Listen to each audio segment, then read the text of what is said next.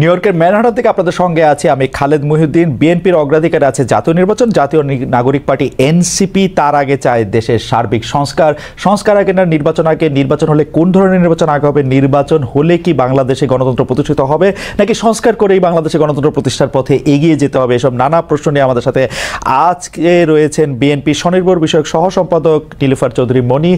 নীলুফার চৌধুরী মনি আপা, আপনাকে আমাদের অনুষ্ঠানে স্বাগত জানাই। আপনি আমাদের সাথে যুক্ত হয়েছেন সেজন্য আমাদের কৃতজ্ঞতা জানবেন। আমাদের সাথে আরো আছেন জাতীয় নাগরিক পার্টির যুগ্ম আহ্বায়ক ডক্টর তাজনুবা জাবিন। ডক্টর তাজনুবা জাবিন, আপনাকে আমাদের অনুষ্ঠানে স্বাগত জানাই। আপনি আমাদের সাথে যুক্ত হয়েছেন, সেই জন্য আমাদের কৃতজ্ঞতাও জানবেন। শুভেচ্ছা আপনাকে। আমি প্রথমেই মনি আপা আপনার কাছে যেতে চাই।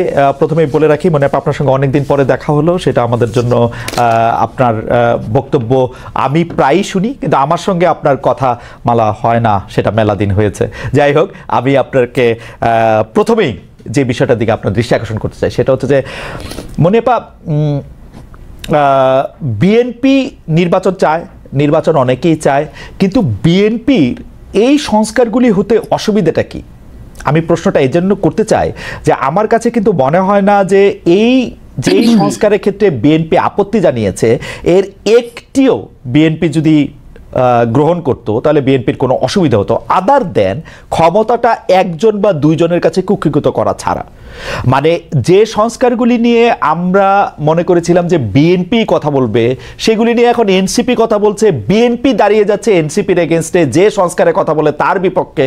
সংস্কারগুলি মেনে নিলেই তো যথাসময়ে ইলেকশন হওয়ার পথ আরও কাছে বা সুগম হতো। সংস্কারগুলি মানতে আপনাদের অসুবিধা কোথায়? আপনারা কোন কোন সংস্কার মানেননি সেটি আমরা বা মানতে চান না সেটা আমরা খুলে সামনে নিয়ে বসছি। আপনি যদি একটু বলতেন এই সংস্কারগুলি বিএনপিকে দলগতভাবে কোথায় দুর্বল করবে, যে সংস্কারগুলি আপনারা মানতে চাচ্ছেন না বা পাচ্ছেন না? আপা, ধন্যবাদ আপনাকে। যারা শুনছেন আমার শুভেচ্ছা, অভিনন্দন। আমার সহ আলোচককে শুভেচ্ছা। দেখেন, বিএনপি সংস্কার নিয়ে তো বিএনপি কোনো কথা বলে নাই, বলেছেন সংস্কার হোক, ক্ষতি নাই, কিন্তু সংস্কারের সাথে নির্বাচনটাও হোক। সংস্কার তো আসলে ধারাবাহিক একটা প্রক্রিয়া, সংস্কার কখনো শেষ হয় না, সংস্কার হচ্ছে চলমান। সংস্কার নিয়ে তারা কাজ করতে থাক, কিন্তু নির্বাচন ইতিমধ্যে 7 মাস চলে গেছে, সেটা নিয়ে আমরা নির্বাচন নিয়ে কথা বলতে পারি, নির্বাচনের রোডম্যাপ নিয়ে কথা বলতে পারি, সংস্কার যেভাবে চলতে থাক। তো এটাই বিএনপির কথা ছিল। তো যে সংস্কারগুলো ইতিমধ্যে যেটার 163টার যেগুলো নিয়ে কথা হচ্ছে, আলোচনা হচ্ছে, এগুলা তো আসলে অনেক রকম তর্ক বিতর্কের একটা জায়গা। এবং এটা আপনি জানেন খালেদ ভাই যে আপনি এই যেটাই সংস্কার করুক না কেন, পরবর্তী নির্বাচিত সরকারের মাধ্যমেই বিল পাস আকারে সংস্কারগুলো সফলতার মুখ দেখতে পারে একমাত্র, এছাড়া কোনো অন্য উপায় নেই। আরেকটা হলো গণভোট বা কিছু, সেটা যেহেতু সম্ভব না এই মুহূর্তে, তো নির্বাচন দিয়ে সরকারেরও উচিত, আমি মনে করি এই দলগুলোর সাথে, যে দলগুলো নির্বাচনে এর আগেও সরকারে গঠন করেছে, রাষ্ট্র পরিচালনা করেছে এবং পরেও করতে পারে, তাদের সাথে সম্পর্কটা যাতে সুন্দর থাকে। কোনো কেউই কিন্তু আসলে চিরস্থায়ী না।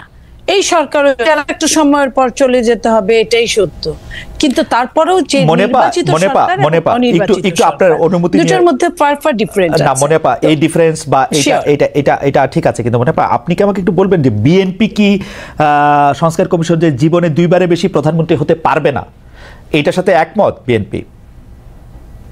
আপনি বলছিলেন যে সংস্কার নিয়ে কোনো আপত্তি নাই। আমি আপনাকে বলি, বিএনপির তো 31 দফার মধ্যে কিন্তু স্পষ্ট আছে, অস্পষ্ট কোনো কথা নাই। আপনি যে প্রশ্নটা করলেন এটা নিয়ে কিন্তু বিএনপি সারা বাংলাদেশ, আপনি একটু আমার জন্য স্পষ্ট করেন, আপনি আমার জন্য একটু স্পষ্ট করেন, বিএনপি কি 2বারের বেশি প্রধানমন্ত্রী হওয়ার জন্য একমত? 2বারের বেশি প্রধানমন্ত্রী হওয়ার জন্য না হওয়ার জন্য, 2বারের বেশি একাধারে মানে পরে আবার হতে পারবে, পরে আবার যদি মনে করে সেটা 2-3-4। এটা কেন বিএনপির জন্য এত বেশি প্রয়োজনীয়?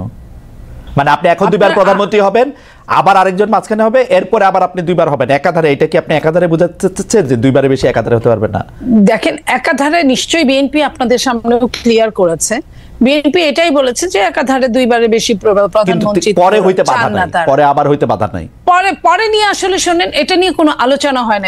এই আলোচনাটা আপনারা তুললেন কেন মনিয়াপা? আপনারা কি ইলেকশন চান না, ভয় পান ইলেকশনে যাইতে? আমরা ভয় পাবো? আপনি কি এটা বলতে পারেন যে যে অবস্থাটা ছিল? আমি আপনাকে একটু বুঝায় বলি, এই সংস্কারে যেই কথাগুলিতে আপনি আসলে একমত হন নাই, দুইবারের বেশি প্রধানমন্ত্রী হবে কিনা পরবর্তীকালে, এগুলি আপনাদের কোনোভাবেই আর দ্বিমত পোষণ করার কিছু ছিল না। আপনারা বললেই পারতেন যে হ্যাঁ আমরা এগুলি মানি, সংস্কার করে ফেলো, 1 মাসের মধ্যে সংস্কার হয়ে যেত, 2 মাসের মধ্যে ইলেকশনের জন্য প্রস্তুত হয়ে যেত। আপনারাই তো ইলেকশনটা দেরি করলেন এই সংস্কারের ব্যাপারে কথা বললে, তাই না? আমি আপনাকে একটা কথা বলি খালেদ ভাই, বিএনপি 31 দফার বাইরে গিয়ে বিএনপি যদি 31 দফার সাথে যদি মানে একমত না হয়ে পরবর্তীতে কিছু করে, আপনারা কিন্তু ছেড়ে কথা বলবেন না। কারণ এটা নিয়ে বিএনপি ইতিমধ্যে সমস্ত বাংলাদেশে এটা নিয়ে আপনার যত সেমিনার, সিম্পোজিয়াম সবকিছুই হচ্ছে। ওকে আপা, এই জায়গা থেকে একটু করে আসি। তার মানে একমত যদি না হয়, আপনারা যদি এখন বলেন যে আমরা সংস্কার করব, পরে আপনারা করলেন না, তখন আমরা এটাতে খুব খুশি হব না, এটা তো আপনি বলতেছেন। তার মানে কি বিএনপি কি আসলেই দুইবারের বেশি প্রধানমন্ত্রী থাকতে পারবে না, এটা রাখবে না? মানে বিএনপি 5-6 বার থাকবে? বিএনপি কিন্তু ক্লিয়ার বলে না এটা। আমি খালেদ ভাই, আপনি আমাকে যত রকম চেষ্টা করেন, আমি একা কিছু বলতে পারবো না। বিএনপি এটা বলে নাই যে এরপরে আবার থাকবে। বিএনপি বলেছে একাধারে দুইবারের বেশি প্রধানমন্ত্রী থাকতে পারবে না। এখন এরপরেরটা আমার মনে হয় সংস্কার নিয়ে বিএনপির যারা নীতি নির্ধারক মহলের মধ্যে সালাউদ্দিন ভাই কথা বলছেন, কাজ করছেন সংস্কার নিয়ে, আমার মনে হয় যে আমাকে না ডেকে যদি উনাকে ডাকতেন সবচেয়ে ভালো হতো। উনি আপনার এই প্রশ্নের উত্তরটা সরাসরি দিতে পারতো, যেহেতু উনি কাজ করছেন। আপা আমি একটা কথা বলি, পরে আমি বলতে পারি। আপা আমি একটা কথা বলি, বিএনপি কিন্তু তার অবস্থান স্পষ্ট করেছে যে যেখানে সংস্কার কমিশন বলেছেন যে দুবারের বেশি কেউ প্রধানমন্ত্রী থাকতে পারবে না, বিএনপির অবস্থাটা পরিষ্কার করেছেন যে একাধারে দুবারের বেশি কেউ থাকতে পারবে না। তার মানে একাধারের বেশিবার কিন্তু থাকতে পারবে, এটা হচ্ছে বিএনপির অবস্থান। আমার প্রশ্ন, বিএনপির জন্য কেন এটা এত জরুরি যে দুইবারের বেশি একটা লোককে, মনিয়াপাকে কেন দুইবারের বেশি প্রধানমন্ত্রী থাকতে হবে? মনিয়াপা তো প্রধানমন্ত্রী হয় না। না, হইতেও তো পারেন, গণতান্ত্রিক দল আপনাদের, আপনারা তো মনিয়াপাকে প্রধানমন্ত্রী বানাতে পারেন। এখন আমার কথা শোনেন, যে সেটা হলো আপনারা যখন এটা নিয়ে আলোচনা করবেন, আপনারাও কিন্তু কারো চেয়ে কম গুরুত্বপূর্ণ না সাংবাদিকরা। তো আপনারা আলোচনা করেন বিএনপির সাথে, বিএনপির প্রশ্ন উত্তর পূর্বে প্রেস কনফারেন্সে আপনারা জিজ্ঞেস করেন। আমার মনে হয় এটা সবচেয়ে ভালো একটা মাধ্যম। আর দ্বিতীয়ত হলো, দ্বিতীয়ত বলছি, সরকারের পক্ষ থেকে এটা সরকারের অত্যন্ত ভুল হয়েছে আমি বলবো।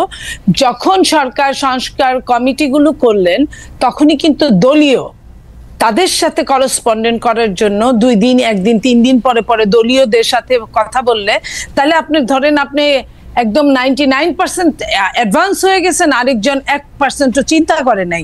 এই যে চিন্তা শক্তির, অথচ যে 1% চিন্তা করে নাই তার কিন্তু শক্তি, ক্ষমতা বা আপনার যেটা বলেন পরিচালনার ভার, তার কিন্তু অনেক বেশি পরবর্তীতে। তো এই পরবর্তীর কথা বাংলাদেশের কোনো মানুষ কখনোই চিন্তা করে না। যদি মানুষ এই চিন্তাগুলো করতো, বাংলাদেশে অনেকগুলো টাকা বেঁচে যেত, অনেকগুলো সময় বেঁচে যেত, এবং প্রত্যেকটা মানুষের জন্য ভালো হতো। আপনার কথা আমি পরিষ্কার বুঝতে পারতেছি না, কিন্তু আমি যতটুকু বুঝতে পারতেছি যে বিএনপি, মানে আমি প্রশ্ন অন্যভাবে করি, কারণ হচ্ছে যে ধরেন আমরা বিএনপিকে কি বিষয়ে সর্বাত্মক আন্দোলন করতে দেখছি 15 বছরের মধ্যে 2014 থেকে বা 2013 নির্বাচনের সময় থেকে, যখন আওয়ামী লীগ সরকার তত্ত্বাবধায়ক সরকার ব্যবস্থা বাতিল করে, তখন থেকে বিএনপির একটাই দাবি ছিল যে একটা নির্দলীয় নিরপেক্ষ তত্ত্বাবধায়ক সরকারের সময়ে নির্বাচন করতে হবে। এই একটাই দাবি। শেখ হাসিনা তার পদে থেকে নির্বাচন করতে পারবেন না। এখন শেখ হাসিনা তার পদে নাই, লেভেল প্লেইং ফিল্ড চেয়েছিল বিএনপি, লেভেল প্লেইং ফিল্ড, একটা নির্দলীয় নিরপেক্ষ সরকার। এখন শেখ হাসিনা ক্ষমতায় নাই না, একটা শেখ হাসিনা ক্ষমতায়, আমি লেভেল প্লেইং ফিল্ড, তো শেখ হাসিনা এখন ক্ষমতায় নাই, ক্ষমতায় যিনি আছেন তিনি নির্বাচন করতেছেন না, প্রফেসর ডক্টর মোহাম্মদ ইউনূস। একটা জায়গা থেকে এই নির্বাচনটা করার সময় বিএনপি সবার আগে জাতীয় সরকারের কথা বলেছিল, জাতীয় ঐক্যমত্য সরকারের কথা বলেছিল, সংস্কারের কথা বলেছিল 31 দফার মধ্যে। এই ব্যাপারগুলি মোরলেস মানে 4 বছরের জায়গায় 5 বছর এগুলি যখন করা হলো, তখন বিএনপি সংস্কারের এগেইনস্টে এতভাবে দাঁড়াইলো, মনে হয় সংস্কার করলে বিএনপি দলটাই থাকবে না। এটা কিরকম? আমি তো মানে সংস্কারের এগেইনস্টে, তোমরা সংস্কার মানি না, তোমরা সংস্কার করলেও গিয়ে উল্টাই দিব, মির্জা আব্বাস এগুলি বলছেন, মির্জা আব্বাস আপনার ভুল হচ্ছে। আপনি যদি কথাই শুনেন, ধরেন আমি কথা বলছি, আমার নেতা জনাব তারেক রহমান কথা বলছে, আপনি কোনটা লুফে নেবেন বলেন? জনাব তারেক রহমানের কথা বলবেন, জনাব তারেক রহমানের কথা। তো জনাব তারেক রহমান কথা বলছেন, পাশাপাশি আপনার ধরেন মির্জা আব্বাস, উনি অনেক বড় নেতা বাট স্পোকসম্যান না। উনি এটা মানে ওইভাবে আপনি নাও ধরতে পারেন, বাট আপনি দেখেন আমাদের নেতা তারেক রহমান সাহেব কি বলছেন। উনি যদি বলেন, আপনি উনার কোড ধরে উনার ইনভার্টেড কমার মধ্যে আমাকে কোনো প্রশ্ন করেন, আমি সেটার কথা বলবো। জনাব তারেক রহমান কি সংস্কারের পক্ষে? জনাব তারেক রহমান কি সংস্কারের পক্ষে? অবশ্যই যেটুকু সংস্কার দরকার, কিন্তু সংস্কার এবং নির্বাচনকে মুখোমুখি করার পক্ষে না, সংস্কারের পক্ষে। সংস্কার তার নিজস্ব গতিতে চলতে থাকবে, রাইট। সংস্কার তারেক রহমান সবসময় এটা বলে, সংস্কার তার নিজস্ব গতিতে চলতে থাকবে। এবং এই সংস্কারটা কাকে নিয়ে? আপনাকে নিয়ে, আমাকে নিয়ে, এবং আমার সাথে আরেকজন যিনি চকশোতে আছেন তাদেরকেও নিয়ে, প্রত্যেককে নিয়ে, বাংলাদেশের প্রত্যেকটা প্রতিনিধিকে নিয়ে সংস্কার। তো সেইখানে এককভাবে তো কেউ কোনো ডিসিশন দিতে পারে না, না সরকার দিতে পারে, কারণ এই সরকার নির্বাচিত না। আমার কাছে যেটা মনে হয়েছে যে জনাব তারেক রহমানকে না জিজ্ঞেস করে তো আর বিএনপি সংস্কারে কোনগুলি মানে আর কোনগুলি মানে না সে সম্পর্কে তাদের মতামত দিয়েছে। আমরা দেখেছি যে তারেক রহমান সাহেব সরাসরি নিজের মুখে বলেন না, কিন্তু বিএনপির মতামত আমরা দেখেছি, আমরা ধরেই নিয়েছি যে এতে নেতারও সায় আছে। এখন আপনি যদি বলেন যে এটা ধরেন না, আপনি এটা ধরেন না, আপনি দেখেন না, আপনি জনাব তারেক রহমান সাহেব প্রায় প্রতিদিন বক্তব্য দিচ্ছেন, নিশ্চয়ই দুই একদিনের মধ্যে এটাও চলে আসবে। আমার মনে হয়, আমি আশা করব জনাব তারেক রহমান মেনে নেবেন, দুইবারের বেশি প্রধানমন্ত্রী হবে না, একবার একাধার কোনো শব্দ ইফ বার্ডস এগুলো যুক্ত করবেন না। আমি আশা করব যে আরো যে দুই একটা জিনিস আমি দেখলাম, আমি আশা করব এটা মনে আপনার মতো আমরাও একটু আশাই করতে পারি। আমি একটু ডক্টর জাবিনের কাছে যাই, আপনার কাছে আবার আমি ফিরে আসবো। ডক্টর জাবিন, আমি একটা প্রশ্ন সরাসরি করতে চাই যে এনসিপি বা এই যে জাতীয় নাগরিক পার্টি কিভাবে বিএনপির শত্রুতে পরিণত হলো, মানে বিএনপিকে কিভাবে শত্রু গণ্য করতে থাকলো। যেমন আপনাদের একটা জনপ্রিয় বয়ান আমরা এরকম শুনি যে আপনারা 15 বছর কোথায় থাকেন, 15 বছর আপনারা পারেন নাই, কিন্তু 15 বছর যে বিএনপি পারে নাই সেইটার দায় কিন্তু আমাদের সবার। যেমন এই বৈষম্য বিরোধী ছাত্র আন্দোলন যখন জীবনের ঝুঁকি নিয়ে রাস্তায় এসে দাঁড়ালো, তারা যখন মরতে শুরু করেছিল, আপনিও প্ল্যাকার্ড নিয়ে রাস্তায় দাঁড়িয়েছেন, আপনি একজন পেশাজীবী, আমরাও আমাদের জায়গা থেকে যা করার দরকার তা করতে চেয়েছি, তা করতে চেষ্টা করেছি। কিন্তু বিএনপি যখন করতে চেয়েছে, বিএনপি যখন শেখ হাসিনাকে সরাতে চেয়েছে, তখন আমাদের কাউকে কিন্তু পাশে পায় নাই। এই 15 বছর ধরে সংগ্রামরত, তারপর হচ্ছে বিভিন্নভাবে মজলুম দলটা কিভাবে এনসিপির সবচেয়ে বড় প্রতিপক্ষতে পরিণত হলো। তারা কথায় কথায় বিএনপিকে স্ল্যাশ করে, বিএনপি পারে নাই, বালুর ট্রাক সরাতে পারে নাই, দৌড়ানি দিয়ে এই আগে যদি দিতেন তাহলে এতদিনে ওরা পলায় যেত, এগুলি বিএনপিকে কেন শুনতে হইতেছে? মানে বিএনপির অপরাধটা কি? এবং সেটা কিন্তু আজকে থেকে না, প্রথম দিন থেকে। এবং বিএনপির অপরাধ আমি সরাসরি দেখি যে বিএনপি একটা নির্বাচন চায় এবং নির্বাচন করে এটা দেখতে চায় যে কারা আসলে কটুক দিতে পারে। আপনি যদি আমাদের একটু বলতেন ডক্টর জাবিন। ভাই, আপনাকে ধন্যবাদ, মনি আপা, এবং যারা দেখছেন সবাইকে শুভেচ্ছা। যে কেন 15 বছরে বিএনপির ডাকে মানুষ রাস্তায় নামে নাই বা সবাই এই গণ অভ্যুত্থানে অংশ নেয় নাই, কেন অচেনা অজানা কয়েকজন ছাত্রের ডাকে নিয়েছে, এটার যদি একটা ব্যাখ্যা আমি খুব সংক্ষেপে বলি। বিএনপি সবসময় যে নির্দলীয় সুষ্ঠু নির্বাচন, ফ্যাসিবাদের এই যে তাদের যে 31 দফা, যেটা 2.5 বছর আগে 2023 সালের 13 জুলাই যে 31 দফা, সেখানে তারা একটা সুষ্ঠু নির্বাচনের জন্য চেয়েছে, সেটা ফ্যাসিস্টের সাথে হাসিনা থাকা অবস্থায়।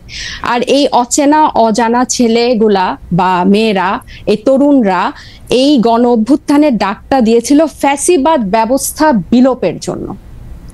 এই পুরো ব্যবস্থাটার বিরুদ্ধেই কিন্তু তারা মানুষকে ডাক দিয়েছিল, এবং এই জন্য এখানে কিন্তু একটা বিশাল পরিবর্তন, বিশাল ফ্যাসিবাদ ব্যবস্থা বিলোপের জন্য ডাকটা দিয়েছিল। আপনি বলতে চাইছেন যে কোটা আন্দোলনের শুরু থেকেই ডাকটা ছিল, নাকি আপনি জুলাইয়ের অগাস্টের 2 তারিখের কথা বলছেন? না, যখন আন্দোলনটা ওই পর্যায়ে যায়, যখন আন্দোলনটা একদম ঘনীভূত হয়, রাইট, তার আগ পর্যন্ত একটা অরাজনৈতিক আন্দোলন ছিল। আপনারা এবং আমরা দেখেছি যে মুক্তিযুদ্ধের স্লোগান, বঙ্গবন্ধুর স্লোগান মুখে নিয়ে আন্দোলনটা অংশগ্রহণ করতে, যেটার সাথে শেখ হাসিনা বা ফ্যাসিবাদী ব্যবস্থা বিলোপের কোনো চিহ্ন ছিল না এই আন্দোলনের মধ্যে আসলে, কিন্তু অগাস্টের 2-3 তারিখ পর্যন্ত। কিন্তু যখন সেই রাতে রাজাকার যে তাদের যে বয়ান সেটা দিয়ে যখন তারা ছাত্র জনতাকে ট্রিগার করলো, তখন কিন্তু পুরো আন্দোলনের মোড় ঘুরতে শুরু করলো। এবং আপনি যে প্রসঙ্গটা বললেন যে শত্রু, আসলে ফ্যাসিবাদ, বিএনপি কিন্তু একটা ফ্যাসিবাদ বিরোধী শক্তি, এই গণ অভ্যুত্থানেরই অন্যতম স্টেক হোল্ডার। এবং গত 15 বছরে তাদের যে নির্যাতন, তাদের প্রত্যেকটা নেতা কর্মীদের বিরুদ্ধে যে অজস্র মামলা, এটা অস্বীকার করে কোনো উপায় নাই। কিন্তু এই 5 আগস্টের পরে কিন্তু প্রত্যেকটা ফ্যাসিবাদ বিরোধী শক্তি যার যার ব্যানারে ফেরত গেছে। এখন যখন গণ অভ্যুত্থানটা নিয়ে প্রশ্ন ওঠে, গণ অভ্যুত্থানের ভাগিদার নিয়ে প্রশ্ন ওঠে, সবাইকে কিন্তু সমান সেটার অংশীদার তারা দাবি করে, খুব ভালো কথা। কিন্তু যখন ব্যর্থতা বা কোনো ধরনের জবাবদিহিতার মধ্যে পড়তে হয়, তখন কিন্তু শুধু ছাত্র তরুণদেরকে পড়তে হয়, বা এই গুটি কয়েক ছাত্রকে ধরে পড়তে হয় যে, এবং এই শত্রু বা তারা 15 বছরে কিছু পারে নাই, এই কথাটা কিন্তু শুধু ছাত্র তরুণদের পক্ষ থেকে যায় না, এটা জনগণের পক্ষ থেকেও যায়। আপনি যদি আপনাদের এই অনুষ্ঠানগুলোর নিচে কমেন্ট গুলা দেখেন, কখনো যদি চোখে পড়ে, এখানে কিন্তু যাদের প্রকৃত অর্থে যাদের অ্যাকাউন্ট আছে, এরকম অনেক মানুষ কিন্তু খুব সুন্দর সুন্দর কথা লেখে এবং কাউকে অ্যাটাক করে না, খুব গঠনমূলক ভাবেই কিন্তু লেখে। এটা থেকে কিন্তু আপনারা নিজেরাও বুঝতে পারবেন এবং আশেপাশের মানুষ থেকেও বুঝতে পারবেন যে গত 15 বছরে একটা যোগ্য বিরোধী দল হওয়ার ব্যর্থতা কিন্তু এদেশকে ভুগিয়েছে, একটা সফল বিরোধী দল হওয়ার ব্যর্থতা কিন্তু এদেশকে ভুগিয়েছে। এটা শুধু ছাত্র জনতা হিসেবে আমরা যে বলি যে, বা এনসিপি এই নতুন করে যেটা বলে, ব্যাপারটা তা না। আরেকটা বিষয় হচ্ছে, এই শত্রু বা এই মুখোমুখি দাঁড় করানোর ব্যাপারটা কিন্তু এক দিক থেকে না। আপনি দেখবেন এই যে কিছুদিন আগে এক টক শোতে আমার এক সহ আলোচক বলছিলেন, আমি 90 সালের গণ অভ্যুত্থানের একটা কথা বলছিলাম, উনি বলছেন 90 সালে তোমার বয়স কত ছিল, বেয়াদব, অপরিপক্ক, আদব কায়দা জানে না, তোমাদের বয়সে মানে এক একজনের, আমাদের রাজনৈতিক জীবন বা রাজনৈতিক পথ চলা তোমাদের বয়সের বেশি। এই যে খাটো করে দেখা, এই যে হেয় করে দেখা, তো এটার প্রতিক্রিয়াতেও কিন্তু কিছু কথা চলে আসে। না ডক্টর জাবিন আসেন, আমরা একটু আমার ব্যর্থতা, আমি আপনার প্রশ্নটা আসলে বুঝাতে পারছি কিনা আমি জানি না। আমার কাছে যেটা মনে হয়েছে যে বিএনপি গত 13 বছর ধরে, স্পেসিফিকলি বললে যে 2012 সালের পর থেকেই বিএনপি এই একটা সরকারের কাছে একটা দাবি জানায় আসতেছে, দরকার হলে সরকারকে বলতেছে ক্ষমতা চাইতে একটা সুষ্ঠু নির্বাচনের কথা বলতে। এবং এইটার মধ্যে কিন্তু বিএনপি কোনোদিন কোনো আড়াল নিতে পারে নাই। বিএনপি কিন্তু কোনো ছাত্রলীগের মধ্যে গিয়ে বলতে পারে না যে বঙ্গবন্ধু মহান নেতা, আমরা সবাই বঙ্গবন্ধুকে ভালোবাসি, এই কথা বলে কিন্তু বিএনপি রাজনীতি করতে পারে নাই। বিএনপিকে রাজনীতিটা করতে হয়েছে বিএনপির কথা বলেই, শেখ হাসিনার এগেনস্টে কথা বলেই বিএনপি রাজনীতি করতে হয়েছে। তার জন্য মামলা, মোকদ্দমা, জেল, জুলুম যত কিছু করছে, চা খাচ্ছে। বৈষম্য বিরোধী ছাত্র আন্দোলনের নেতারা কিন্তু শেখ হাসিনার বিরুদ্ধে ফেসিবাদী আন্দোলনে গেছে হচ্ছে অনেক পরে, অনেক জায়গার পরে। সেই সময় তাদেরকে আমরা মুক্তিযুদ্ধের স্লোগান দিতে দেখছি, তাদেরকে আমরা বঙ্গবন্ধুর ভাষণ দিতে দেখছি, এবং আমরা দেখছি যে তারা নানাভাবে নানা ধরনের আড়াল নিচ্ছেন।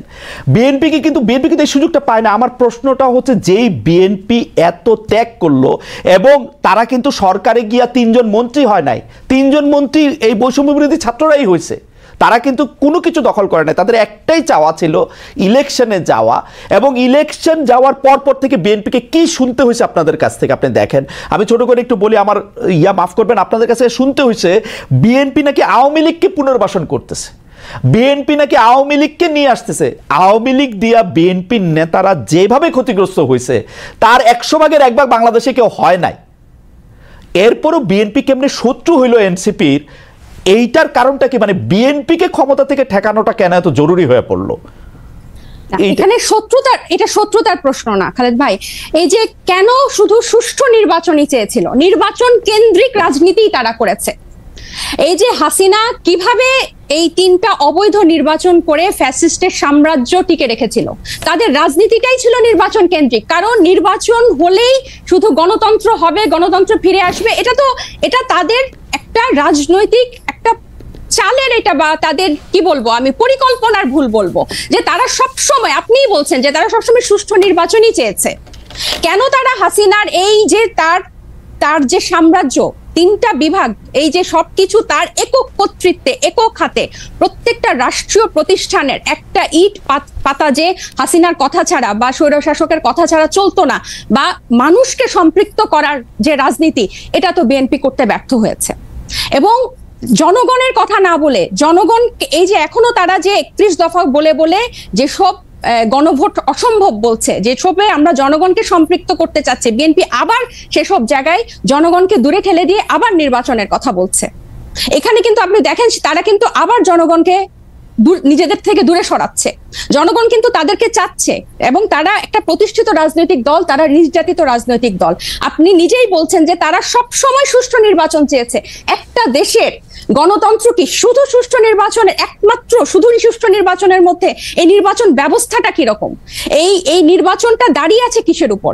এই যে এই নির্বাচন কমিশনার গুলা, বিচারক এবং প্রত্যেকটা রাষ্ট্রীয় প্রতিষ্ঠান, তাদের মন্ত্রিসভাগুলা কিসের উপর দাঁড়িয়েছে? আইন শৃঙ্খলা বাহিনী, পুলিশ, র্যাব, প্রত্যেকটা গোয়েন্দা বাহিনী কিসের উপর দাঁড়িয়ে আছে? এগুলো সংস্কারের কথা, এগুলোর বিরুদ্ধে কথা, প্রত্যেকটা সবসময় তাদের একটা উপর দিয়ে কথা, যে চেষ্টা করা হবে, পরিবর্তন করা হবে, কিন্তু স্পেসিফিক্যালি উপায়টা কি, পথটা কি, তারা জনগণের কাছে সেটা পরিষ্কার করে না। যেটা ছাত্র জনতা বা এখন পরবর্তীতে হয়েছে, হয় আন্দোলনটা কোটা বিরোধী আন্দোলন দিয়ে শুরু হয়েছিল, এবং সব সময় কিন্তু এটা একটু বাংলাদেশের ইতিহাসে প্রথম না, একটা দিয়েই শুরু হয়েছিল। কিন্তু এই পুঞ্জীভূত যে স্বৈরশাসকের 15 বছরের যে পুঞ্জীভূত ক্ষোভ, সেটা কিন্তু প্রকাশিত হয়েছে একটা সিস্টেম, একটা ধাপ পেরিয়েই কিন্তু সেদিকে গিয়েছে। এবং আমি একটু বলি, এবং বিএনপিকে যে এই শত্রু মনে করা না, আমরা কিন্তু চাচ্ছি বিএনপিকে জাতীয় ঐক্যমত্য নিয়ে আমরা একসাথে সবাই মিলে আমরা ঐক্যমতে পৌঁছাই সংস্কারের বিষয়ে, যে মৌলিক কিছু সংস্কার হোক, তারপর নির্বাচন যে 2টা টাইম লাইনে আছে তার মধ্যেই হবে, এবং প্রত্যেকটা দল, নিবন্ধিত দল সেখানে অংশগ্রহণ করবে। এবং আওয়ামী লীগের পুনর্বাসনের ক্ষেত্রে যেটা বলছে, আপনি দেখেন, জি বলেন, শেষ করেন, সরি নতুন প্রশ্ন, যে বিচার এবং সংস্কারের কথা, যেই আওয়ামী লীগ তাদেরকে এরকম ভাবে নির্যাতন করেছে, এক একজনের, ইভেন এমনও হয়েছে বিনা ভোটে, এই শব্দটা ফেসবুকে লিখেছে দেখে তাকে ডিজিটাল আইসিটি একটা মামলা দিয়েছে 2টা শব্দের জন্য। তাহলে এই লেভেলের নির্যাতন, তারা ঈদে কেউ বাড়ি যেতে পারে নাই, সবগুলাকে ঘর ছাড়া, এরকম নির্যাতনের মধ্যে তারা আওয়ামী লীগের দল হিসেবে বিচার না চেয়ে, হাসিনার বিচার না চেয়ে, আওয়ামী লীগের বিচার না চেয়ে, আমি বলি, আমরা দুইজন, মানে আপনি আর আমি কি 2টা আলাদা দুনিয়াতে বাস করি? মানে আপনি যে এই শব্দটা বলতেছেন যে তারা হাসিনার বিচার না চেয়ে, আমি তো দেখতেছি বিএনপির নেতৃবৃন্দ প্রতিটা ভাষণে, মানে তারেক রহমান থেকে ফখরুল ইসলাম আলমগীর, প্রতিটা ভাষণে হাসিনার বিচার চাইতে থাকেন। গত 15 বছর চেয়েছেন, এখনো চান। মানে হাসিনার বিচার না চেয়ে এটা কোত্থেকে আসলো? বিচার কি শুধু এই খালেদ ভাই, বিচার চাইলে আর কি এদেশের বিচার হয়ে যায়? বিচার ব্যবস্থার কি অবস্থা? না, আপনি বিচার যে না চেয়ে বলতেছেন সেটা ক্ষেত্রে বলতেছেন। জি বলেন। গত এই হাসিনার প্রধান বিচারপতিকে তার একজন এমপ্লয়ি দিয়েই তো দেশ ছাড়া করেছে। আমাদের তো এবং এই যে বিচার ব্যবস্থার প্রতি যে মানুষের আস্থা আনা, এবং আমরা কিন্তু বলছি না পুরো বিচারটা শেষ করতে হবে, একটা দৃশ্যমান বিচার প্রক্রিয়া। আইসিটি কি করছে? এই জাতিসংঘের মানবাধিকার কিন্তু পরিষ্কার তাদের রিপোর্টে লিখেছে যে এটা এখানে আন্তর্জাতিক অপরাধ হয়েছে। আপনি কি জানেন শেখ হাসিনার বিরুদ্ধে এই পর্যন্ত কতটা মামলা হয়েছে, কতটা মামলার ফাইনাল রিপোর্ট বা চার্জশিট একদম কাছাকাছি চলে আসছে? এগুলি সবগুলি বিচার প্রক্রিয়ার অংশ, এবং এই সবগুলি বিচার শুরু হয়েছে আসলে। এবং সেটার দৃশ্যমান, আপনি দৃশ্যমান কি চান? কিভাবে বুঝবেন যে দৃশ্যমান হবে? আপনি যে বলছেন আমি আর আপনি 2টা আলাদা ভুবনে থাকি, সত্যি করে খালেদ ভাই, নির্বাচন নিয়ে, শুধু নির্বাচন কিন্তু আমরা চাই না, ব্যাপারটা এরকম না। শুধু নির্বাচন নিয়ে যে ধরনের আলাপ, যে ধরনের বক্তৃতা, যে ধরনের প্রচার, যে একটা নির্বাচিত সরকার আসলেই সংস্কার করে দিবে, একটা নির্বাচিত সরকার আসলেই বিচার হবে, আর তারা এসে বিচার করবে, এটা ছাড়া এই আওয়ামী লীগ যে 15 বছরে যে শুধু তো জুলাই হত্যাকাণ্ড না, পিলখানা, শাপলা, 3টা অবৈধ নির্বাচন, তারপর এই গুম, বিচার বহির্ভূত হত্যাকাণ্ড এবং ব্যাংক লুট, মানে অন্য মাত্রার, এগুলোর বিচার, এগুলো নিয়ে কথা কি আছে টেবিলে? আমার তো মনে হয় না। যদি এরকম আমার মনে যে আপনি শুনলে হয়তো দেখবেন যে এগুলো সবগুলি আছে, এই কোনোটাই নাই তা না, এবং এর প্রত্যেকটার বিচার হইতেছেও, কিন্তু প্রত্যেকটার বিচার প্রক্রিয়া শুরু হয়েছে। বিচার প্রক্রিয়া তো আদালতে শুরু হয় না, বিচার প্রক্রিয়া শুরু হয় তদন্তের মাধ্যমে, বিচার প্রক্রিয়া শুরু হয়েছে।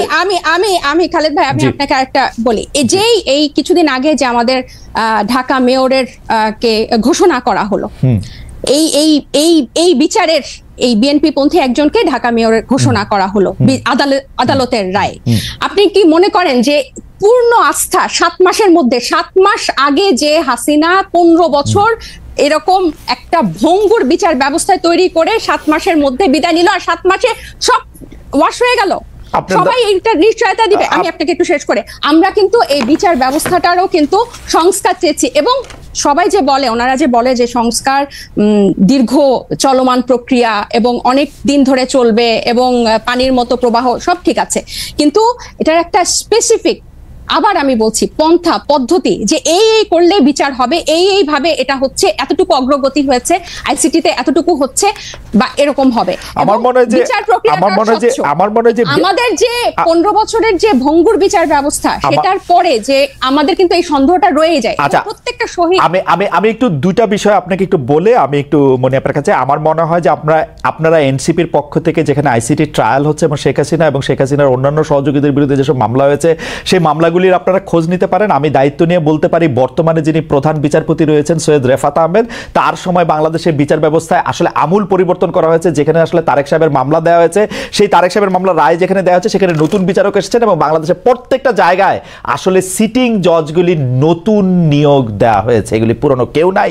এটা আপনারা খোঁজ নিলে নিশ্চয়ই আপনারা জানবেন। তারপরও আমি মনে আপাকে এই প্রশ্ন করতেই চাই, ডক্টর জাবিন অনেকগুলি ভ্যালিড প্রশ্ন তুলেছেন, সেই ব্যাপারে আপনার সাথে আসলে আমি একটু কথা বলতে চাই। তার আগে আমরা সরকারের কাছে জানতে চেয়েছিলাম, বিএনপির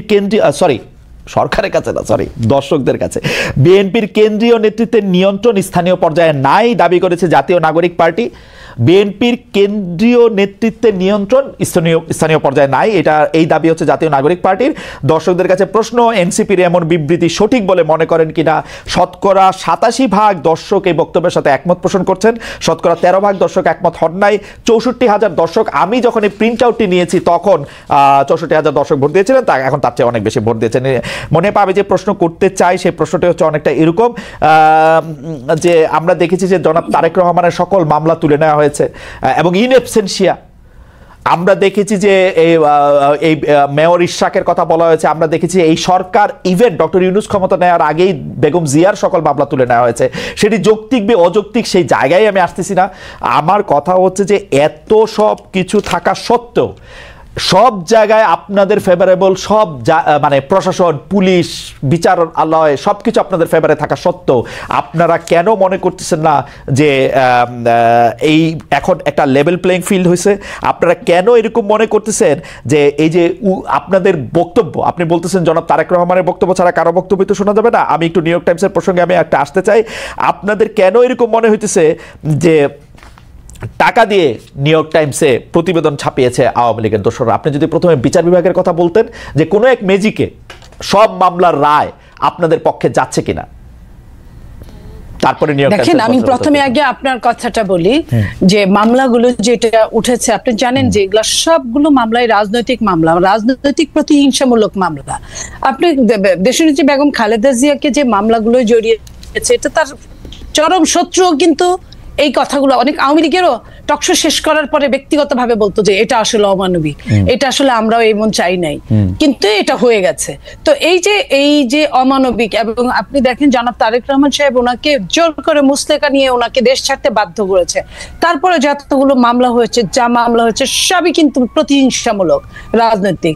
তো রাজনৈতিক প্রতিহিংসামূলক মামলা উজ্জ্ব হবে, এটাই স্বাভাবিক। কেন জানেন, আমি তার আগেও একটা প্রমাণ দিচ্ছি। আজকের যে প্রধান উপদেষ্টা আছেন, ওনার মামলাগুলো কিন্তু তারও আগে সবগুলো হাওয়া হয়ে গেছে। যেভাবে শেখ হাসিনা ক্ষমতায় আসার পরে আপনি জানেন যে 1/11 পরে দেশনেত্রী বেগম খালেদা জিয়ার উপরে 1/11 প্রয়োগ করা সত্ত্বেও তাকে কিন্তু মামলা দিতে পারে নাই তৎকালীন অনির্বাচিত সরকার। কারণ এই মামলাটাও, যে মামলাটা জিয়া আরফানেজ নিয়ে হয়েছিল, সেটাও কিন্তু তারা চার্জশিট দিতে পারে নাই, বিধায় খারিজ হয়ে গিয়েছিল মামলাটা, কারণ কোনো তথ্য উপাত্ত কিছুই ছিল না। এটা আবার পরবর্তীতে আওয়ামী লীগ ক্ষমতায় আসার পরে আওয়ামী লীগ এটা ব্যক্তি কুন্দলে, ব্যক্তি আক্রোশে এই কাজগুলো করেছে। তো এই জায়গায় যদি আপনি তো আইন প্রণয়ন করেছেন এক সময়। আমি আপনার একটা ছোট্ট জিনিস বলি, যদি আপনি রাজনৈতিক মামলা বা কি কারণে মামলা উঠেছে, আমি জনাব তারেক রহমানের মামলার কথাই ধরি, ওই মামলাটা আসলে কি কারণে হয়েছে? 21শে আগস্টের গ্রেনেড হামলায় তার সাথে সংশ্লিষ্টতা ছিল কি ছিল না, কোনো একটা দুর্নীতির সঙ্গে তার সাথে সংশ্লিষ্টতা ছিল কি ছিল না, সেই মামলাটা যদি আপনার তুলতেও হয় আপনার পেপার বুক পড়তে একটা সময় লাগবে, আপনাকে বলতে হবে, কারণ এটা একটা কম্পিটিটিভ কোর্ট। আপা সময় নিয়েছে আপনি এরকম বলতে চান? কয়দিন হিয়ারিং হয়েছে? উনি ইন অ্যাবসেন্সিয়া কেন ছিলেন? এর আগে উনি ইন অ্যাবসেন্সিয়া ছিলেন কারণ তিনি ভয় পাচ্ছিলেন যে কোর্টে তার বিরুদ্ধে এখন তিনি উপস্থিত হন নাই কেন? কয়দিন সময় নিয়েছে? 8টা মামলার পেপার বুক কতগুলি বড় আপনি জানেন আপা? আমি আপনাকে এই কথাটা বলছি, আপনিও জানেন যে যত কঠিন মামলাই হোক না কেন, মামলা কিন্তু তার মেরিট যদি না থাকে মামলা টিকে না। মেরিটটা যাচাই করার জন্য তো সময় লাগে আপা। এটা তো মেরিট যাচাইয়ের উপরে মামলা ওঠে না, এটা পারসেপশনের উপরে মামলা উঠছে, পারসেপশনের উপরে মামলা উঠছে। আমি বলি খারিজ যখন হয়ে গেল মামলাগুলো যখন, তখন কিন্তু বিচারক কিন্তু এই কথাগুলো কিন্তু জাজে বলে গেলেন যে এই কারণে এই মামলাটা টিকলো না, যে কথাগুলো আগে বলতে পারে না। বিচার বিভাগ যখন চরমভাবে আপনার হস্তগত, চরমভাবে যখন খারাপ অবস্থা বিচার বিভাগ, তখন কিন্তু এই কথাগুলো কেউ বলতে পারে না। আপনি জানেন তারেক রহমানের পক্ষে একজন বিচারক যখন তার পক্ষে রায় দিয়েছিল, তাকে কিভাবে দেশ ছেড়ে পালিয়ে যেতে হয়েছিল, তাকে কিভাবে তার স্ত্রী তার সন্তানদের কিভাবে কত কষ্ট করে তার স্ত্রীকে মারা যেতে হয়েছে। তো এই যে কষ্টগুলো, এটা দেখে কিন্তু পরবর্তী জাজরা কিন্তু অ্যালার্ট হয়ে গেছে। তারা কেউ খুব বুদ্ধিমান যারা, তারা বিব্রত বোধ করেছে, বাকিরা কিন্তু জোর করে তারা প্রমোশন নেওয়ার জন্য বা পরবর্তীতে অনেক কিছু ফ্যাসিলিটিস নেওয়ার জন্য। আপনি দেখেন প্রধান বিচারপতি উনি কি করেছিলেন, উনি নিজেও অনেক সুবিধা নিয়েছিলেন তৎকালীন। তো এই যে এই কারণগুলোর জন্য যে এই মামলাগুলো যে মেরিটে টিকবে না, এটা আপনিও জানেন। কিন্তু তারপরেও কিন্তু সময় নিয়ে 4-5 মাসে, কিন্তু মাত্র কয়েকদিন আগে তারেক রহমান সাহেবের সবগুলো মামলা থেকে উনি মুক্ত হলেন, মাত্র কয়েকদিন আগে, এই 7 মাস যাবত। কিন্তু আপনার কাছে মনে হয় যে বিচার বিভাগকে ঠিক প্রভাবিত করা যায় না, এটা আপনি বলতেছেন তাই না? না, প্রভাবিত তো একটা সময় করা গিয়েছে। না এই সময় না শেখ হাসিনা সরকারের কথা আমরা বলতেছি না, শেখ হাসিনা সরকারের কথা বলছি। আমি এই সময়টা অন্য কোনো কথাই যাব না। আমি এই সময়টায় শুধু এইটুকু বলবো যে যারা সাফারার ছিল, খুদ প্রধান উপদেষ্টা সহ যারা আক্রোশের ইসে ছিল, তারা কিন্তু অনেকেই মুক্ত হয়েছে এই জায়গাটায়। তার মানে যে সম্পূর্ণ প্রভাব মুক্ত বিচার বিভাগ, এটা তার মানে হচ্ছে যে যখন ডক্টর ইউনূসকে মামলা মুক্ত করে তখন ওনার হচ্ছে প্রভাবযুক্ত, যখন আপনাদেরকে ছেড়ে দেয় তখন হচ্ছে প্রভাব মুক্ত, তাই তো? নো, আমি বলেছি উনারটা যখন হয়েছে একই ক্রাইটেরিয়ার মধ্যে যদি আরগুলা পড়ে বা তার চেয়ে হালকা ক্রাইটেরিয়া যদি পড়ে, তাহলে কিন্তু ওগুলো কিন্তু বানচাল হয়ে যাওয়ার কথা। আমি এই কথাটাই বলেছি। ওকে, ঠিক আছে। আমি তার মানে বলি নাই যে প্রভাব মুক্ত হলে কিন্তু ওনারও সময় নিত, ওনারও মিনিমাম 7 মাস সময় নিত। ওনার কিন্তু 7 মাস সময় নেয় নাই খালেদ ভাই, এটা আপনি একটু খেয়াল করেন। আমি একটু জাবিনের কয়েকটা প্রশ্নের উত্তর দিতে চাই, আপনি যদি একটু সময় দেন। সেটা হলো, জাবিন প্রথমেই বলছে যে তারা ফেসিবাদের জন্য, বিলোপের জন্য মাঠে নেমেছিল। যদিও আপনি প্রতিবাদ করেছেন, আমি এটা আবারও বললাম, ওনারা 4 তারিখের আগ পর্যন্ত কোটার জন্যই ছিল, চাকরির জন্যই তাদের আন্দোলন ছিল। তাদের আন্দোলন এখন সরিষার মধ্যে ভূত রাখার জন্য, যদি ভূতটা থাকে সেটা তারা জানবে, এটা অন্য কেউ জানার কথা না। কারণ তাদের যারা যুদ্ধ করেছে, যে কয়েকজনের নাম আমরা দেখি সামনে, তাদের ম্যাক্সিমামই কিন্তু ছাত্রলীগ করতো সেই মুহূর্তে। তো সেই মুহূর্তে ছাত্রলীগ করতে বাংলাদেশের সবার জন্য এটা ভালো হলেও আওয়ামী লীগের ঘর থেকে আসার পরে এটাকে এক ধরনের মুনাফিকি বলে, অন্য কিছু বলে না। তাদের জন্য আমি সবার জন্য এই কথাটা বললাম। আমার লাভ হয়েছে, দেশের লাভ হয়েছে, আমি অস্বীকার করব না। কিন্তু এই লাভের জন্য ওরা তো তবু 1-1.5 বছরের একটা প্ল্যান করে 1-1.5 মাসের মধ্যে থেকে এটা এক্সিকিউশন করে, সেটা কোটা দিয়েই পারুক আর যাই দিয়ে পারুক, ওরা তো এটা এক্সিকিউশন করে দেখাইছে। মাঠের মধ্যে সেদিন মাঠে ছিলাম না, আপনারা মাঠে ছিলেন, কিন্তু আপনারা মাঠে মরেন নাই, মরছে উনারাই। আমি কে বলেছে আমাদের লোক বেশি মরেছে? ছাত্ররা। সেটা আপনারা দাবি করেন, আমি বলি প্লিজ, জি, কয়জন ছাত্র আমি প্রত্যেকটা শহীদের প্রতি শ্রদ্ধা রেখে কথা বলছি। এবং ছাত্র যারা বাকি ছিল সবই অনেক বেশি, তার চেয়ে অনেক বেশি রিকশাওয়ালা, ভ্যান গাড়ি চালক, বিএনপি তো না, দলীয় বিএনপি তো না, বিএনপি অবশ্যই বিএনপি। রিকশাওয়ালা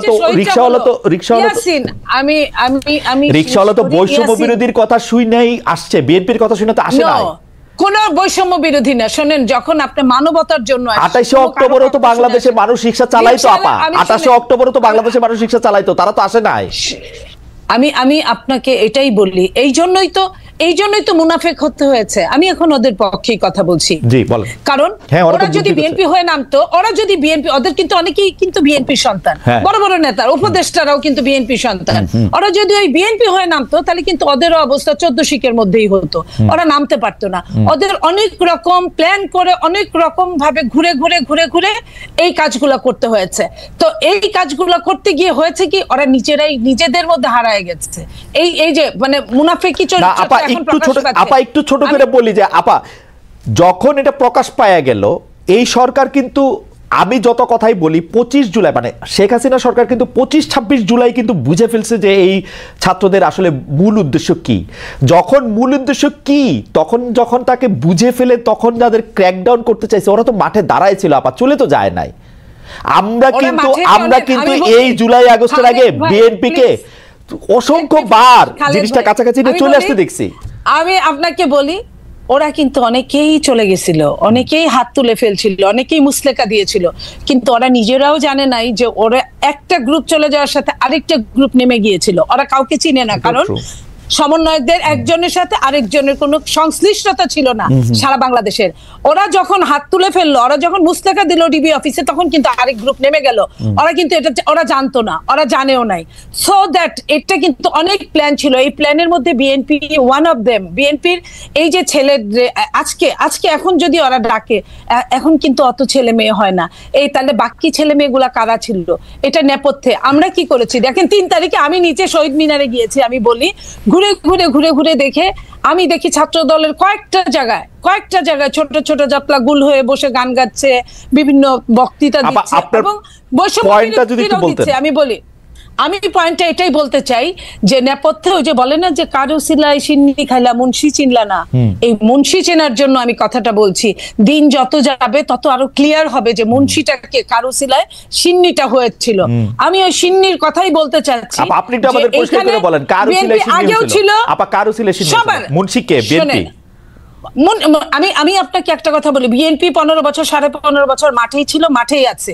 বিএনপি যখন নিজের নামে কখনোই এই সরকারকে ফ্যাসিস্ট, এটা কিন্তু নরমাল কোন সরকার না, একটা ফ্যাসিস্টকে যখন বিএনপি তুলতে পারবে না একা, তখন অন্য যেভাবে আসুক, বলেন না যে মুমূর্ষু রোগীর জন্য সবকিছু হালাল। এই জুলাই আগস্টটা ছিল মুমূর্ষু রোগী। আমার মনে হয় আপনার বক্তব্য পরিষ্কার। আমরা দেখছি হেফাজতের সময় আসলে বিএনপি বলছিল যে তারা পাশে আছে, তারা পাশে থাকতে বলছিল, বেগম জিয়া আহ্বান জানিয়েছিলেন, তারা বিভিন্ন সময় আসলে পাশে ছিলেন। এই কথা আমার অস্বীকার করার কোনো উপায় নাই। বিএনপি সবসময় আওয়ামী লীগের বিরুদ্ধে যে কোনো কিছু হইলেই বিএনপি পাশে ছিল। কিন্তু আপনি এই যে একটু নিউ ইয়র্ক টাইমসের প্রতিবেদনটাকে একটু বলবেন যে আপনাদের যিনি অফিস সামলান, আপনাদের যিনি মুখপাত্র জনাব রুহুল কবির রিজভী বলছেন টাকা দিয়ে নিউ ইয়র্ক টাইমসের প্রতিবেদন ছাপিয়েছে আওয়ামী লীগের দোসররা। এটাকে আপনিও মনে করেন এরকম? 1-2 লাইন যদি বলেন, কারণ আমাদের আবার একটু দেখেন। আমি নিউ ইয়র্ক টাইমসের ওগুলো আমি এটা নিয়ে কিছুই বলতে চাই না, এই কারণে যে রাজনীতির কিছু ক্রাইটেরিয়া থাকে, ধারাবাহিকতা থাকে। সেটা একসময় আওয়ামী লীগ এরকম করতো, মেঠো বক্তৃতা বলতো বা কিছু। আমি এটা বলতে চাই এটা আরো প্রমাণ সাপেক্ষে, কারণ রিজভী আহমেদ আমার চেয়ে বড় নেতা, উনি যা বলেছেন ওনার ওইটা একটা বিবৃতি ছিল। বাট আমি এখানে টকশো করছি।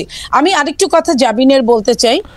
আমরা কি আবার একটু ঘুরে আসবো? জাবিন আরেকটু কথা বলুক, আরেকটু কথা সহ বললেন, তাহলে তো অনেকগুলো জমে যাবে। আচ্ছা ঠিক আছে, আমি একটু ছোট করে বলে নেন। জি আপা, এই যে পিলখানা শাপলা, এইসবের বিচার এখন যেটা বলছেন জাবিনরা, যে এই বিচারগুলো কি বর্তমান সরকার চায়? পিলখানার বিচার কি চায়? পিলখানার বিচার কি আদৌ পাচ্ছে? পিলখানার বিচার কি, পিলখানার যারা জেলে ধুকে মরছে তারা কি ছাড়া পেয়েছে? অথচ শীর্ষ সন্ত্রাসীরা কিন্তু ছাড়া পেয়ে গেছে অনেকেই। তো পিলখানা শাপলা এই বিচারগুলো কিন্তু যতই মুখে বলুক, আরো যে জাবিন যে কথাগুলো বলছে আওয়ামী লীগের বিচার না চেয়ে বিএনপি কি করেছে, আমি এইটুকু বলি যে এই সরকার আওয়ামী লীগের কি বিচার করেছে, কি বিচার চেয়েছে?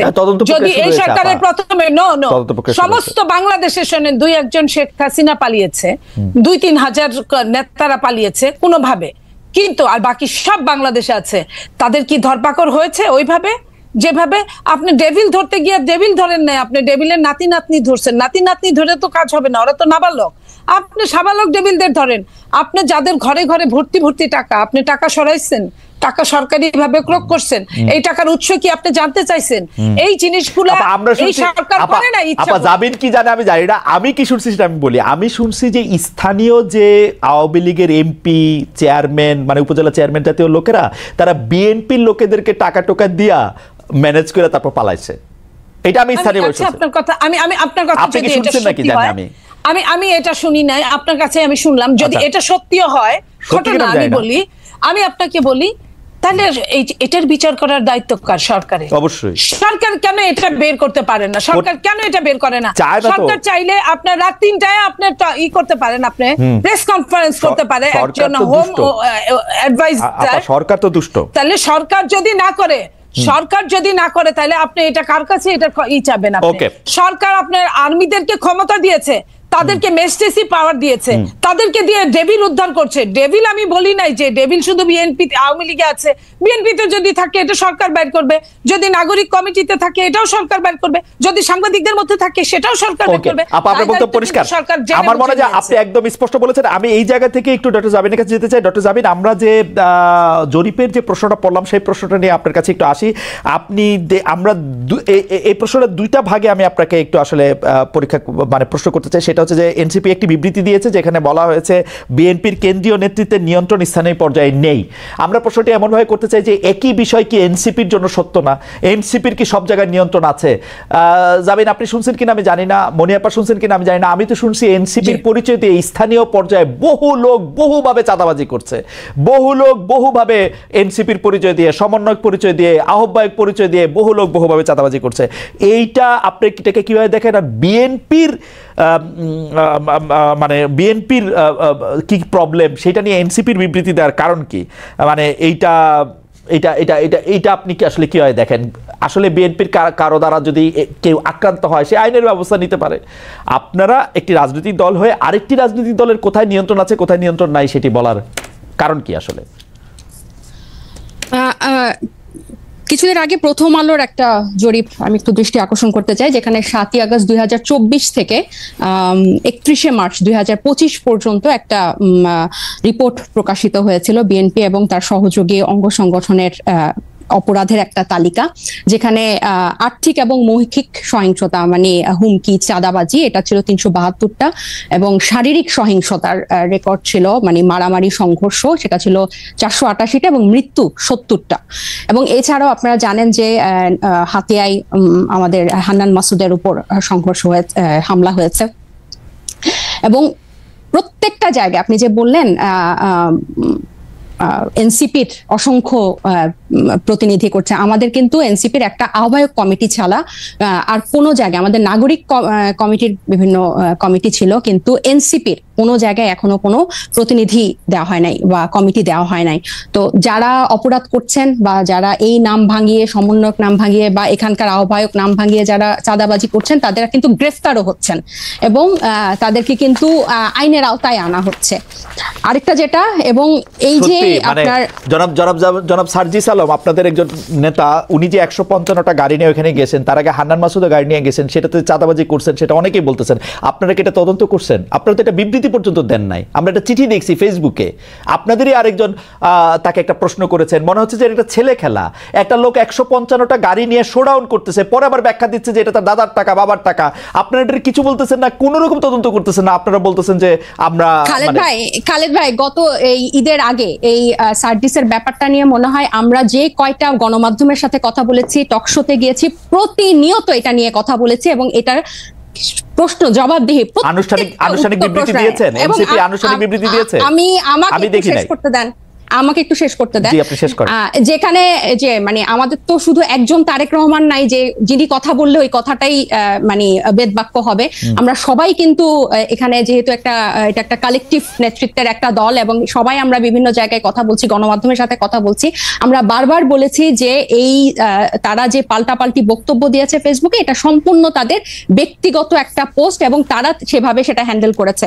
আমি আরো বলি যে আপনি আমাকে যে কথাটা শেষ করতে দিলেন না, তো এই যে বিভিন্ন জায়গায় যে তাদের এই সহিংসতা এবং তাদের যে স্থানীয় পর্যায়ে নিয়ন্ত্রণ নাই, এটা স্বয়ং তাদের দলের যে তারেক রহমান সাহেব উনি নিজেও কিছুদিন আগে, এই 2-1 দিন আগে, ঈদের আগে একটা বক্তব্যে বলেছেন যে যারা এরকম করছেন তাদেরকে উনি ডিজোন করেন বা টানতে পারেন না। সো এটা প্রমাণিত যে তাদের স্থানীয় পর্যায়ে তাদের ইয়াটা নাই, কন্ট্রোলটা নাই, এবং নিজে উনি এই কথা স্বীকার করেছেন। আর আমাদের দলের সাথে যে আপনারা বিএনপির তুলনা করছেন, এটা এই কারণে আমি বলবো যে আমরা এখনো সাংগঠনিকভাবে ওভাবে বিস্তার লাভ করি নাই। নতুন একটা রাজনৈতিক দলে অনেকেই কিন্তু শেল্টার নিতে চাইবে বা নাম ভাঙিয়ে এটা করতে চাইবে, কারণ এই যে এইগুলো কিন্তু এই 1 মাস আগে আমরা এসে নতুন করে তৈরি করি নাই, বরং এই পুরনো রাজনৈতিক অপসংস্কৃতির মধ্যে আমরা এসেই জন্ম নিয়েছি।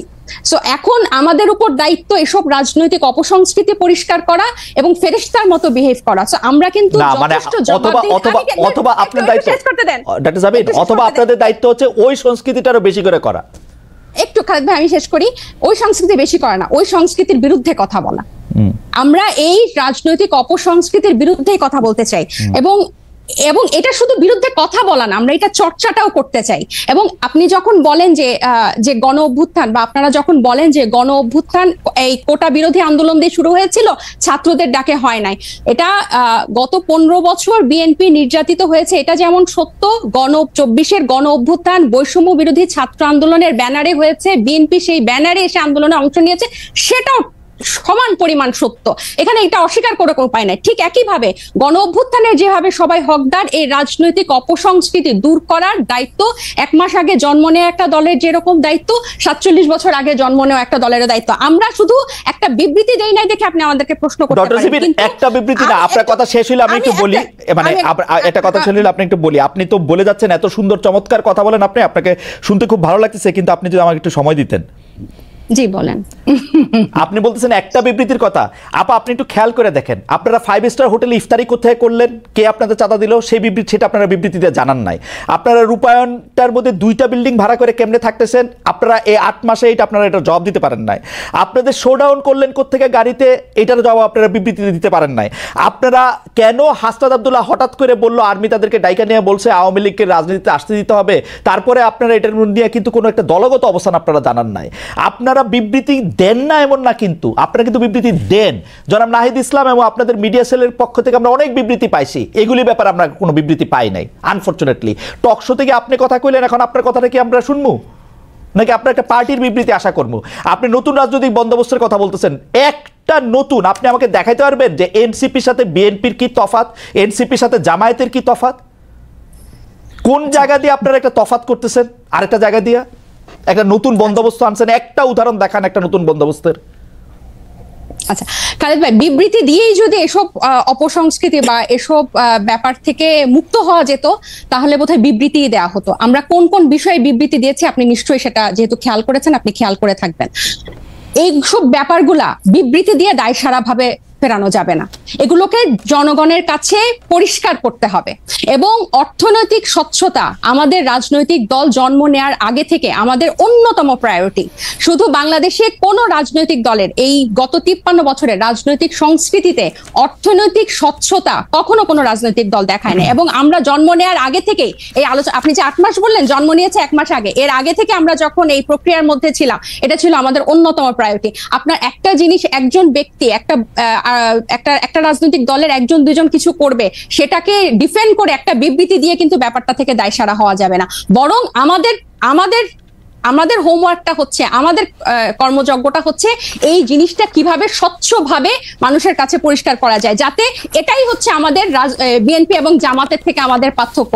বিএনপি এবং এই যেসব রাজনৈতিক দল স্টাবলিশ ছিল, তারা কি শোডাউনের রাজনীতি করে নাই? তারা কি পেশি শক্তি দেখায় নাই? তারা কি আর্থিক প্রভাব প্রতিপত্তি দেখায় নাই বিভিন্ন জেলায়? এটা তো আপনি অনেক অভিজ্ঞ, আপনি অনেক বছরের আপনার অভিজ্ঞতার। আমি বলি, আমাকে শেষ করতে দেন যে এখন এটা থেকে আমরা ডিফারেন্ট কিভাবে হব, যে এগুলোকে আমাদেরকে চেক করতে হবে। বিবৃতি দিয়ে কিন্তু এখান থেকে দায়সারা ভাবে আমরা মুক্তি পেতে পারবো না। এগুলোকে আমাদের অ্যাড্রেস করতে হবে, এগুলোকে ফ্লেক্সিবল করতে হবে, কিভাবে জনগণের কাছে পৌঁছানো যায়। এবং এই ইফতার ইফতারের কথা এবং রূপায়ণ টাওয়ারের অর্থের কথা আমরা বারবার বলেছি, সেটা টকশো অন্যতম মাধ্যম বাংলাদেশের। না আপনারা এটা পরিষ্কার বিবৃতি দিতে কি অসুবিধা? বিবৃতি দিতে কি অসুবিধা আপনাদের? বিবৃতি দিতে কি অসুবিধা? ভাই এটা না কোনো অসুবিধা নাই, কারণ আমরা মনে করেছি মানে এটা লিখিত কোনো কথা বলছেন না কেন? যে নাহিদ ইসলাম স্বাক্ষরিত একটি বিবৃতি এরকম যে আমরা রূপায়ণ টাওয়ারের টাকাটা অমুক জায়গা থেকে পাই, একটু বলতে অসুবিধা কোথায়? আপনি কি মনে করেন যে বাংলাদেশের যে দমন পীড়নের কালচার এই বিগত দশকগুলাতে ছিল, আপনাদের টাকা দিলে তারা দমন পীড়নের সম্মুখীন হবে? আপনি আমাকে কথা শেষই করতে দিচ্ছেন না, পুরো সেন্টেন্সটা একটু শেষ করি। আপনার কি মনে হয় যে যে দমন পীড়নের সংস্কৃতি বাংলাদেশের রাজনীতিতে ছিল, আপনি একটা রাজনৈতিক দলকে কারা অর্থ দিল, ডোনেশন দিল, সেটা প্রকাশ করার মতো পরিবেশ এই দেশে বিগত রাজনৈতিক দলগুলো সৃষ্টি করে রেখেছে? একটা সামান্য ফেসবুকে একটা কথা লিখলে সেখানে যেভাবে আমাদেরকে অ্যাটাক করা হয়, সেখানে আপনি মনে করেন যে আমরা আমাদেরকে ইনভেস্ট করে তার নাম প্রকাশ করব? আর শুধু কি একটা রাজনৈতিক দল, শুধু এনসিপি? আমার খুব আশা যে আপনি আপনার কথা নিজেও শুনতে পাবেন এক সময়। আমার মনে হয় যে আপনি নিজেও হয়তো শুনবেন যে আপনি আসলে কি বলতেছেন। এইটা আমার একটা আশা। আমার একটা আশা। আপনি অন্যান্য রাজনৈতিক দলের যে অর্থদান মানে ডোনেশন, এটা কি এই মুহূর্তে আমরা বারবার বলতেছি যে আমরা যেভাবে ক্রাউড ফান্ডিং করব বা যেভাবে আমাদের ক্রাউড ডোনেশন কালেক্ট করব, এটা স্পষ্ট একটা মাধ্যমে আমরা ট্রান্সপারেন্সির মাধ্যমে তখন কেমনে করবেন? এখন পারতেছেন না, তখন কেমনে পারবেন? আপনি তো উন্নত দেশে থাকেন, ওখানে পলিটিক্যাল পার্টিগুলোতে কিভাবে মেইনটেইন হয়, একদম সেখানে কিভাবে মেইনটেইন পরিষ্কার। আমরা কি এটা একটা অ্যাডপ্ট করতে পারি না? আপনি কি জানেন না যে জো বাইডেনের তখন পারবেন, এখন পারতেছেন না কেন? তখন পারবেন, এখন পারতেছেন না। মাত্র 1 মাস হয়েছে এসেছি, শুরু থেকে এটা কইরা নিলেন না কেন? যেমন আমি পলিটিক্যাল পার্টি করলে আগে ঠিক করতাম যে তাজনুবা আমাকে 5 টাকা চাঁদা দিছে, সেটা আগে দেখাই দিতাম। এজন্য আপনি পলিটিক্যাল পার্টি করেন নাই, আমরা করেছি। আমাদের এই এবং আপনি বিএনপি আওয়ামী লীগের মতোই আরেকটা পলিটিক্যাল পার্টি করতেছেন না। এটা আপনি এত তাড়াতাড়ি 1 মাসে আপনি আমি 1 মাসে বুঝতে পারি সেটাও বলে না। সবাই বলে যে morning show the, morning always not show the this. এবং আমি আপনাকে বলি যে আমরা জুলাই আগস্টের গণ অভ্যুত্থান থেকে একটা রাজনৈতিক দল আসলো, এরপর জাতীয় নাগরিক কমিটি, এরপর হচ্ছে আমরা দল গঠনে কাজ দিলাম। এবং আমরা কিন্তু এখানে শুধু ছাত্রদের যে একটা অংশ তা না, এখানে কিন্তু সিভিল সোসাইটির একটা বড় অংশ কিন্তু এখানে যুক্ত হয়েছে। এবং আমি আপনার জ্ঞাতার্থে বলতে চাই, এই যে সিভিল সোসাইটির একটা বড় অংশ যে নাগরিক পার্টিতে যুক্ত হয়েছে, এখানে চিকিৎসক আছে, আইনজীবী আছে, ব্যবসায়ী আছে, এবং আমি একটু শেষ করি, এখানে কিন্তু প্রকৌশলী আছে, এখানে টিচার আছে, সাংবাদিক আছে, এবং তাদের একটা কিন্তু ফান্ড এখানে আছে। এবং একটা যখন কর্মসূচি হয় বা ইফতার হয়, এরকম একটা প্রোগ্রামে কিন্তু একটা বড় ডোনেশন বা আমাদের ওয়েলউইশাররা দিয়ে থাকেন। এখন এগুলো যে আমরা প্রকাশ করব, আমাদেরকে কিন্তু একটাই বাংলাদেশের মতো অপসংস্কৃতির রাজনীতিতে জন্ম নিয়ে হুট করে যে আমরা এটা প্রকাশ করব, আপনি হয়তো 1 মাসে পারতেন, আমরা এটা পারি নাই। এটা আমাদেরকে সময় নিয়ে। আমি একটু বলি, ডক্টর জাবিন ঘোষণা দিয়ে যেমন ধরা যায়, আমার কিন্তু বিশ্বাস যে ডক্টর তাজনুবা জাবিনও এটার মধ্যে চাঁদা দেন, কারণ ডক্টর তাজনুবা জাবিনের এই চাঁদা দেওয়ার ক্ষমতা আছে, সামর্থ্য আছে, এবং তিনি সেটি দেনও। এটা প্রকাশ করলে মানে আমি দলটা করতে পারবো, দলকে আমি চাঁদা দিচ্ছি এটাও বলতে পারবো না, মানে এটা কেমন কথা? অবশ্যই বলতে পারবো, অবশ্যই, কেন বলতে পারবো না? আমরা তো একবারও বলছি না যে আমরা বলবো না, কিন্তু যারা একটা নতুন, আমরা তো একবারও বলি না যে খালেদ ভাই আমরা বলবো না। আপনাকে আমি বললাম যে আপনি যেসব উন্নত দেশে থাকেন সেসব দেশে কিভাবে হয়, আমরাও কিন্তু এগুলো বিভিন্ন ফলো করছি, এবং আমাদের একটা আইটি টিম হয়েছে কিভাবে এই ওয়েবসাইটটা ডিজাইন করা যায়, যেখানে টাকা কিভাবে ঢুকবে এবং টাকা বের হবে দেখানো যাবে। কিন্তু 1 মাসের আগে আপনারা যখন এই প্রশ্ন ইফতারগুলো যখন হয়, তখন 1 মাসও হয় নাই, ওই মুহূর্তে এটা কিভাবে প্রকাশ করব ওই পলিসিটা আমাদের হয় না। বারবার একই উত্তর দিয়েছি। রাইট, একই উত্তর আপনারা দিয়ে গেছেন। আমাদের উত্তরও আপনার রাজনৈতিক দল হিসেবে আমাদেরকে একটু ক্ষমা ঘেন্না করে মায়ের কম দিয়ে আমাদের উত্তর একটু শুনে রাখেন। আমরা দেখতেছি, আমরা যারা আপনাদেরকে টাকা দিছে বলে আমরা সন্দেহ করি, তারা গ্রেপ্তার হয় নাই, তাদের বিরুদ্ধে কোনো মামলা মোকদ্দমা কিছু হয় না, তারা সুখে শান্তিতে আসে। হচ্ছে আমাদের এইটাও আপনারা একটু শুইনা সহ্য করে নিজেদের মধ্যে আলোচনা করেন। আমি একটু মনিয়াপার কাছে যাই। মনিয়াপা, আপনারা মানে আমরা 1 মাসের কম, মানে এদেরকে শিশুর চেয়েও কম বলা যেতে পারে রাজনৈতিক দলের বয়স হিসাবে। 1 মাস ইনফেন্সি, তাদেরকে যখন আমরা জিজ্ঞেস করি এই যে টাকা পয়সা কই পাইছো, ইফতার কেমনে করছো, আমি দেখতে পাই যে আপনারা খুব খুশি হন। কিন্তু আমরা যখন বলি জনাব তারেক রহমান লন্ডনে আসেন, তার ব্যয় কোথা থেকে নির্বাহ হইতেছে, গত 15 বছরে কোথা থেকে তিনি এই টাকা পাইছেন, আপনারা রাজনৈতিক দলগুলি কিভাবে ওপেনলি এই টাকাটা কিভাবে, মানে এনসিপি কিভাবে টাকাটা দেখাবে, এটা বিএনপি দেখাই দিবে তো যে ভাই এইভাবে টাকাটা দেখাবা তোমরা, এটা কি আপনারা দেখান কখনো? কখনো কি আমরা এই কথা কইতে পারি যে গত 15 বছরে আপনি এটা দলটা কিভাবে চালাইছেন, আমরা কি এটা কইতে পারি? আপনি খুব ভালো প্রশ্ন করেছেন। আমি আপনার প্রশ্নের উত্তর দেওয়ার আগে আমি একটুখানি বলতে চাই, তাসনুভা যে কথাটা বললেন এতক্ষণ, প্রথম আলো রিপোর্ট নিয়ে কথা বললেন, বিএনপির বয়সটাও বললেন 47 বছর। তো 47 বছরের যে বিএনপি, যার নামে আওয়ামী লীগ 1.5 লক্ষের অধিক মামলা করেছে এবং প্রায় 50-60 লক্ষ আসামি আছে, শুধু আসামি আছে, যে মানুষগুলো একটা থানার মানুষও অনেক দলের নাই। আমি এটা অহংকার করে বলছি না, এটাই সত্য। এখন আমি এই জায়গায় বলছি যে তারা তো মাত্র নতুন 1 মাসের একটা দল, তো তাদের এত প্রশ্নের উত্তর দিতে হয় এবং দিতে পারছে না, কোনো প্রশ্নের উত্তরই তারা দিতে পারছে না। টিউশনি করা যে উপদেশটা 6 কোটি টাকার, না আপা, আপনি আপনার কথা বলেন, আপনি কথা বলেন, আপনি যে অর্থনৈতিক স্বচ্ছতা ওর কাছ থেকে দাবি করেন, আপনি যে অর্থনৈতিক স্বচ্ছতা জাতীয় নাগরিক পার্টি তাহলে আপনি আরেকটা প্রসঙ্গ এনে তো লাভ নাই, টিউশনি করেন যে কর্মকর্তা, তার জবাব আমরা সে দিবে। আমি সেই প্রশ্নটার উত্তর অবশ্যই দিব। আমি বলি নাই যে কন্টিনেন্টালের 10টা হোটেল, কন্টিনেন্টালের 10টা রুম আটকায় রেখে 53 কোটি টাকা এই 1 মাসের একটা বাচ্চা দলের, শিশু দলের 53 কোটি টাকা। এই কথা সত্য না, এই কথা সত্য না, এটা বিএনপির প্রপাগান্ডা, এটা বিএনপির প্রপাগান্ডা। আমি এটাও বলি নাই, পত্রিকায় দেখেছি, আমি পত্রিকায় দেখে কথা বললাম। আমি এটাও বলি নাই যে পিজি হাসপাতালের 8টা 10টা রুম মাসের পর মাস আটকে রেখে আপনার কি বলে কেবিন, সেটা আমি কিন্তু এটাও বলি নাই যে আপনার এই যে প্রত্যেকেই চাঁদাবাজি করতে গিয়ে প্রত্যেকটা জেলায় বলতেছেন আপা এগুলা, আপা আপনি আপনার অর্থনৈতিক স্বচ্ছতার কথাটা বলেন আপা। আমি আমার অর্থনৈতিক স্বচ্ছতা, বিএনপি প্রত্যেক বছর বিএনপির যে অফিস আছে, অফিস থেকে এটার নির্বাচন কমিশনে একটা জবাবদিহিতা থাকে, এটা আমি দেখছি আপা। আপা এটা আমি আমি আপনাদের বলি, এটা আমি গত 27 বছর ধরে দেখে আসতেছি। এইটা একটা এমনই, মানে আমি এটা নিয়ে আর কোনো কথা বলতে চাই না, এটা আমি আপনাকে বলি যে বিদেশে, আমি আপনাকে বলি বিদেশি সংস্থার কথা যেরকম হইতেছে, আদর্শ সংস্থার কথা যেরকম হইতেছে, বিএনপির বর্তমান চেয়ারম্যান যে দেশে থাকেন সেই দেশের ওয়েবসাইটে ঢুকে দেখা যায় কে তাকে কত টাকা দিচ্ছে। আমি আপনাকে একটা কথা বলি, জি আপা, বিএনপির 300 আসনে মিনিমাম আপনার 5টা করে যদি ক্যান্ডিডেট থাকে, একদম একজন আরেকজনের চেয়ে যোগ্য, কোনো অযোগ্য নাই, 5টা করে যদি গড়ে ক্যান্ডিডেট থাকে, তাহলে 3-5 1500 ক্যান্ডিডেট আছে। 1500 ক্যান্ডিডেটের মধ্যে আপনি জানেন বিএনপির ম্যাক্সিমাম অনেক ক্যান্ডিডেট কিন্তু অনেক বাংলাদেশের শীর্ষ ব্যবসায়ী, সবচেয়ে ধনী, এবং আওয়ামী লীগের আমলেও তারা খুব দারুণ ব্যবসা করেছে, সেজন্য তারা একটু কৃতজ্ঞ আছে আওয়ামী লীগের কাছে। এইখানে যত আপনি এখানে টিপ্পণী দিতেই পারেন, হ্যাঁ আমি স্বীকার করি বাংলাদেশ এমন একটা দেশ যেখানে আপনার সব সময় সব জায়গায় আপনার কিছু না কিছু দালালরা থাকে, কিছু না কিছু মুনাফিকরা থাকে। আমি ওইটা বললাম। এবং যে লন্ডনে আমাদের নেতা থাকে জনাব তারেক রহমান, সেখানে প্রায় 30 থেকে 35 লক্ষ শুধু বাঙালিরাই থাকে লন্ডনে, এবং তার মধ্যে 15-20 লক্ষ আপনার সিলেটি আছে। আপনি খেয়াল করেন, যাদের অনেক হোটেল আছে, আপনি জানেন, যেমন ধরেন তারেক রহমান সাহেবের সেক্রেটারি আপনি এই কথাটা বললেন না, আপনার বিপদ হবে, আপনি আটকাবেন। আমি বলি, আপনি এই কথাটা বললেন না, আপনার আমি আটকাই, আমি আপনাকে খুবই ভালোবাসি, সেজন্য আমি আপনাকে আটকালাম। আমি আপনাকে বলি, আমার কোনো অসুবিধা নাই, আমাকে বলি, আমি প্রশ্নটা বলি, জনাব তারেক রহমান রে বাংলাদেশে থাকা 1500 সংসদ আমি ওটা বলি নাই, আমি সংসদ যে কেউ তাকে 1500 কোটি টাকা দেয়, আমার কোনো আপত্তি নাই। আমি শুধু এটা 1500 কোটি টাকা আমি এটা ক্লিক করে দেখতে চাই যে এটা কোথা থেকে আসতেছে।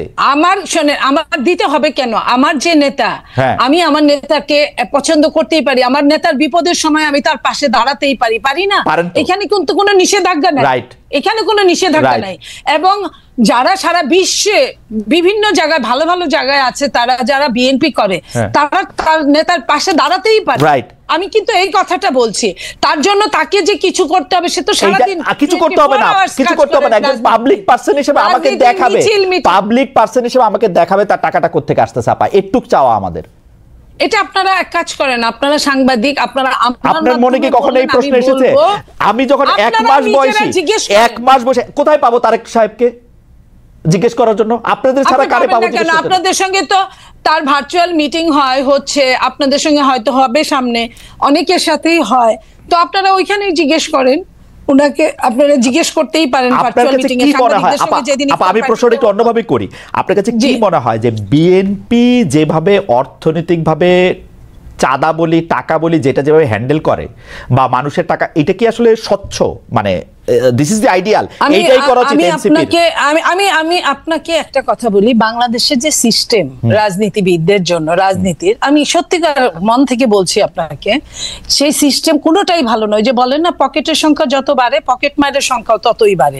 তো ওই পকেট মারের সংখ্যা বাড়াটা নেগেটিভ রাজনীতি, নেগেটিভ প্রতিযোগিতা, নেগেটিভ প্রশাসনিক কার্যক্রম, নেগেটিভ সবকিছু, এগুলা কিন্তু বাংলাদেশে কোনো তুলনাহীন হতেই আছে। তো সেই জায়গায় আপনারা পজিটিভের জন্ম দেন, পজিটিভের জবাবদিহিতা, ট্রান্সপারেন্সির জন্ম দেন।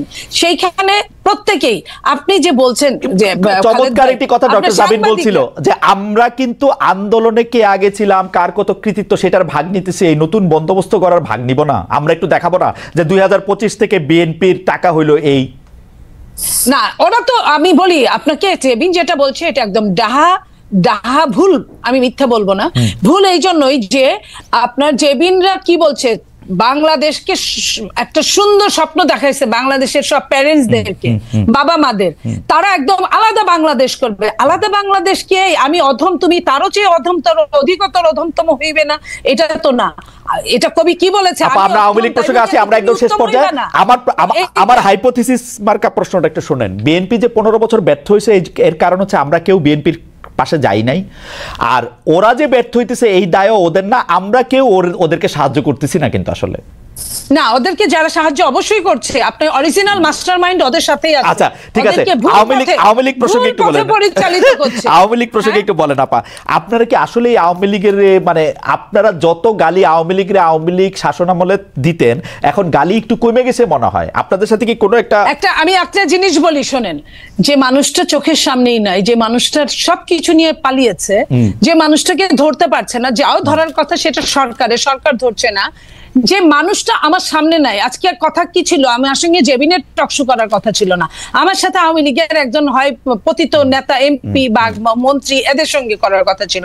সো যে মানুষটাই নাই, তার নিয়ে আকাইমা খালি মানে গিবত করাটা, এটা গিবতের পর্যায়ে পড়ে। আর বিচারটা আমাদের চেয়ে, বিএনপির চেয়ে পুর খাওয়া, এই 15.5 বছর কত যে পুকুর পারে, ঘাটে ঘাটে আপনার কি ডুবার নিচে, হঠাৎ করে আওয়ামী লীগের প্রতি আপনাদের একটু ভালোবাসা বাড়ছে কিনা মনে আপা, সেটা বলেন। শোনেন, যে কোনো কষ্টে আছে, ভদ্রমহিলা বিদেশে আছে, দেশে আসতে না আমি ওটা বলছি না। ওরকম কোনো কষ্ট, আমরা বিএনপি হলো এরকম একটা দল, উদারনৈতিক দল। বিএনপি হলো এরকম একটা দল, যে দলটা এরকম যে একটা বাঘ 10টা মানুষ খেয়ে ফেলছে, তারপরে বাঘটা গুলি খায়, আহত হয়ে কাতরাচ্ছে, বাঘটার কাছে হয়তো 1 গ্লাস পানি নিয়ে গেল। এটা কিন্তু সৃষ্টিকর্তাই এই বিধানটা দিয়ে দিয়েছে। তার মানে এই না যে বাঘের বিচার হবে না, এটা চায় না, এটা অবশ্যই চায়। কিন্তু বাঘটাকে, যেটা আমি আপনাকে লাস্ট বলি, যে ফাঁসি দণ্ডে আসামি, ফাঁসির যে আসামি, তাকেও কিন্তু মৃত্যুর আগে চেক করা হয় সে সুস্থ কিনা। সে যদি অসুস্থ হয় তার কিন্তু ফাঁসি হয় না। আমি ওই কথাটাই বলছি। আমি অবশ্যই আওয়ামী লীগের বিচার আমাদের চেয়ে বেশি কেউ চাইতে পারে, এটা আমি বিশ্বাস করি। মনে আপনাকে ধন্যবাদ। আমরা একদম শেষ পর্যায়ে শেষ প্রশ্ন নিয়ে, আসলে প্রশ্নটা এর আগে করা ডক্টর জাবিন, কিন্তু আমরা আসলে মানে আমার ইন্টারাপশনের কারণে বা অন্য জায়গায় এটা চলে যাওয়ার কারণে অর্থনীতি বিষয়টা নিয়ে বেশি আলোচনা করার জন্য এটা খুব আলোচনা আসে না। আমি প্রশ্নটা আবার করি, এইটা আপনি আপনার মতো করে উত্তর দেন। সেটা হচ্ছে, বিএনপি নিজেকে মধ্যপন্থী বলে থাকে, এনসিপিও নিজেকে মধ্যপন্থী বলছে, জাতীয় নাগরিক পার্টি নিজেদেরকে খুবই মধ্যপন্থী বলছে। বিএনপি রাজনীতির সঙ্গে আপনাদের পার্থক্যটা কোথায়?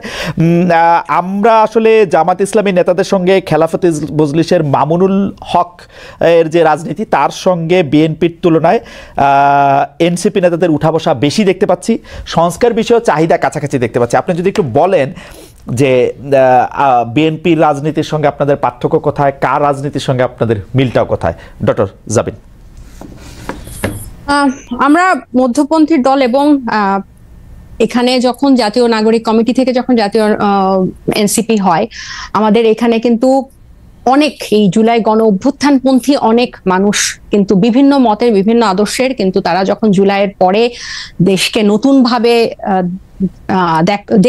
দেখা শুরু করেছে বা এখন অবস্থার অনেক পরিবর্তন, নতুন ভাবে ভাবতে শুরু করেছে, তখন কিন্তু অনেকেই এই ছাত্র জনতার নেতৃত্বে যে নতুন দল সেখানে এসে যোগ দিয়েছে বা আগে কমিটিতে যোগ দিয়েছে।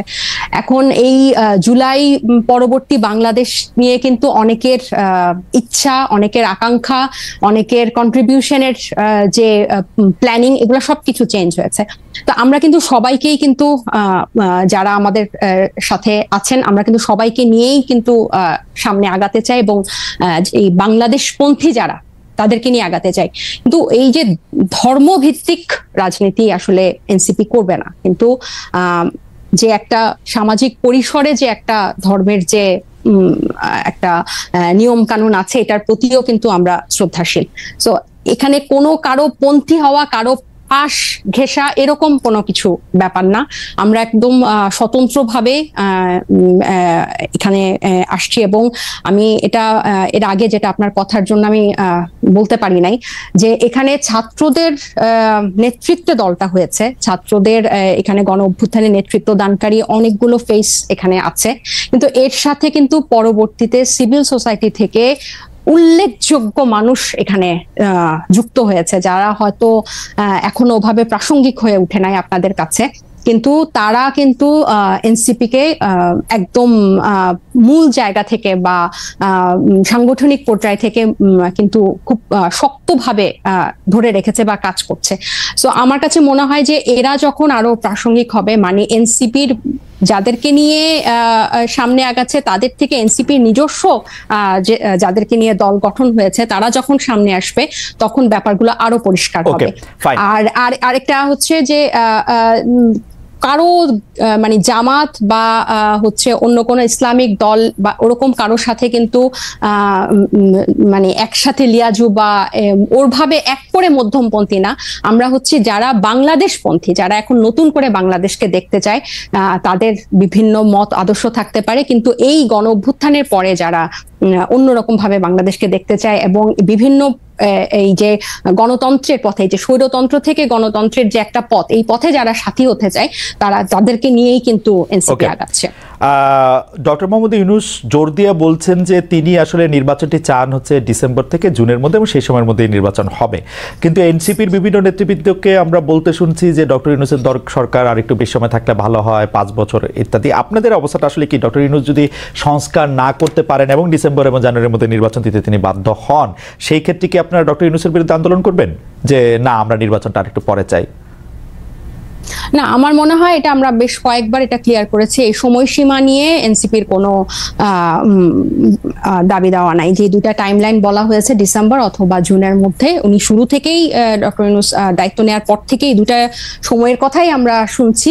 সো এই দুটার মধ্যেই আশা করি নির্বাচন হবে। আমাদের দাবি দেওয়া বা আমাদের কথা যে আমরা নির্বাচন প্রক্রিয়াটা নিয়ে আমরা প্রশ্ন তুলছি এবং যেগুলো মৌলিক সংস্কার এই নির্বাচনের আগে, কারণ আগে কিছুদিন আগেও 2-1 সপ্তাহ আগেও এটা ছিল যে এটা কি গণপরিষদের মাধ্যমে হবে না, ওনারা বলছেন যে পরবর্তীতে, কিন্তু এখন তো ব্যাপারটা এমন হয়ে গেছে যে ওনারা সংস্কারই, এদের কিছু সংস্কারই ওনারা চান না, ওনারা প্রধানমন্ত্রীর ক্ষমতাও কমাতে চায় না। সো এখন বিতর্কটা আমার মনে হয় অন্য জায়গায় বা আমাদের তর্কটা অন্য জায়গায়। এখন কিন্তু সময় বা পদ্ধতিতে নির্বাচন হবে আমার মনে হয় বোধহয় আমরা আর আগে আপনার বক্তব্য একদম পরিষ্কার কোন পদ্ধতিতে নির্বাচন হবে সেটা, এবং সময় নিয়ে আসলে এনসিপির কোনো অবস্থান নেই। মনে আপা আপনি এক লাইনে বলবেন কিনা, যদি আসলে আপনারা ডিসেম্বরে বা ডিসেম্বরের জুনের মধ্যে নির্বাচন না দেখেন তাহলে আপনারা ডক্টর ইউনূসের এগেইনস্টে আন্দোলন করবেন কিনা এবং আওয়ামী লীগকে সাথে নিয়ে আন্দোলন করবেন কিনা?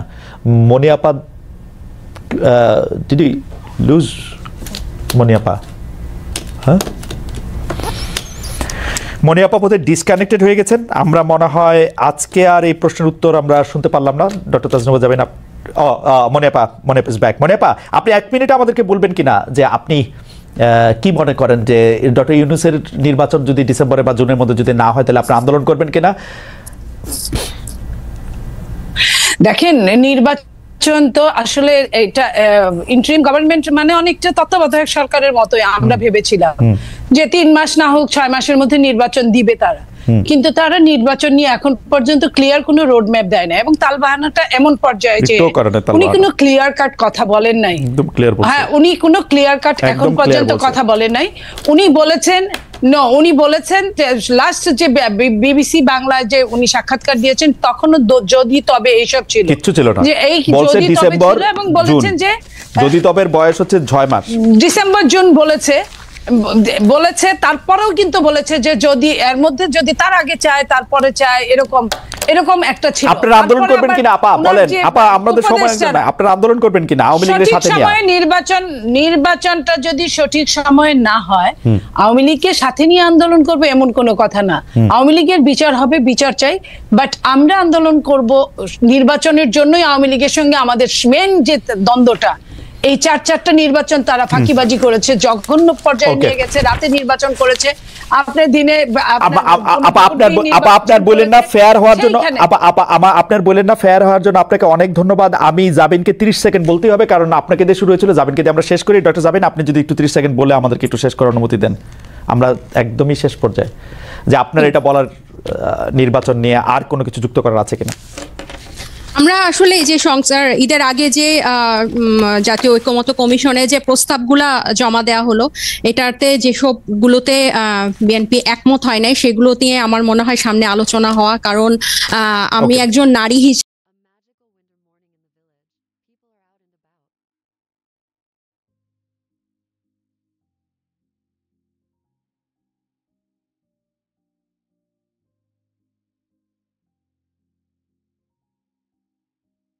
In the foggy morning, a man walks down the road, cell phone in hand, and a group of people trudge along, united in the misty air. The large body of water surrounded by trees creates an ethereal scene.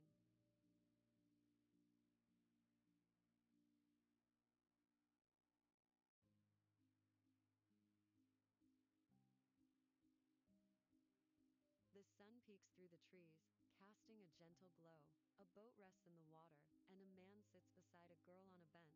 Meanwhile, a cow grazes peacefully in the field.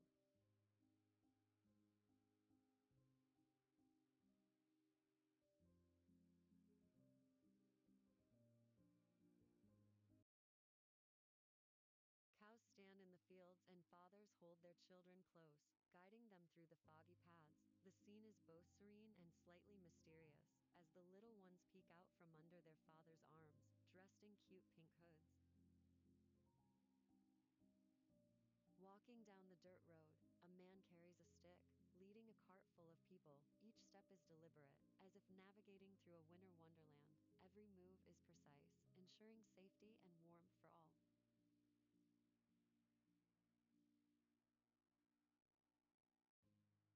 The sun shines through the trees, casting a gentle glow. Thanks for tuning into this picturesque winter morning.